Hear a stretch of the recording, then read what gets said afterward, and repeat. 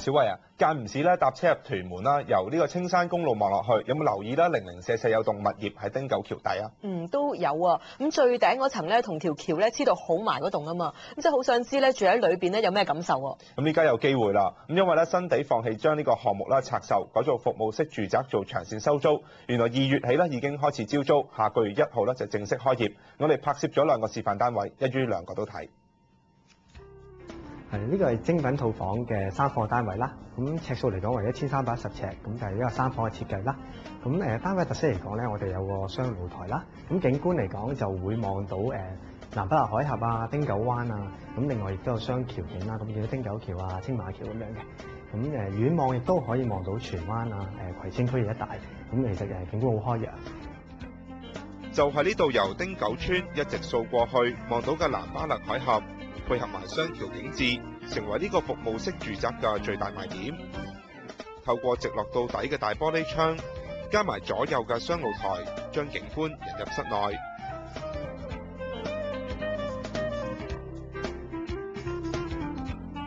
令整個大廳以至開放式廚房望落更加闊落光猛。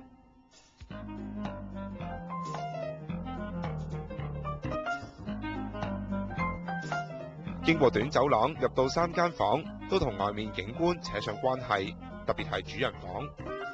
咁呢個就係3房嘅主人套房啦。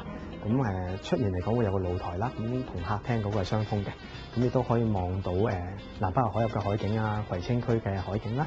咁房間裏邊亦都有電視啊同埋 DVD 機，咁就可以有自己嘅娛樂喺房間裏邊啦。咁另外呢邊就係個套廁嘅設計啦。咁裏邊洗手間裏邊咧會有一個浴缸啦，亦都有企缸嘅設計嘅，咁就可以兩用。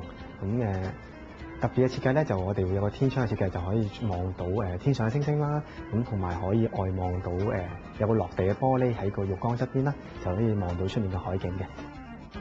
佔整個項目不足1%，3房單位僅得6間。酒店負責人話：呢個單位意向月租34,000蚊，而整體尺租喺首批100個單位租出之後，租金上調咗8%，去到26蚊尺嘅水平。較同區都係走服務式住宅路線嘅汀蘭居，大約16蚊一尺，貴咗50%。我哋嘅配套嚟講啦，我哋會包咗水電啊、本地電話啊、執房啊。咁其實客人可以帶個篋入嚟就已經住得㗎啦。咁加上我哋有一個比較靈活租期啦，我哋由1個月開始去到1年都可以嘅。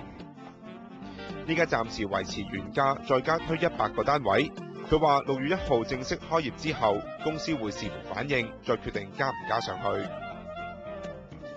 咁至於啦，佔全盤90%嘅開放式間隔，的色都值得睇下㗎。入屋有開放式嘅廚房同廁所啦，煮食爐具啊都齊全㗎啦。咁直入大廳，咁有梳化床，咁入到篤啦，有夠位擺到雙人床㗎。咁呢個409尺嘅單位啦，月租大概1萬蚊。咁住得服務式住宅咧，設施好緊要㗎。咁租金咧就包埋會所設施㗎啦。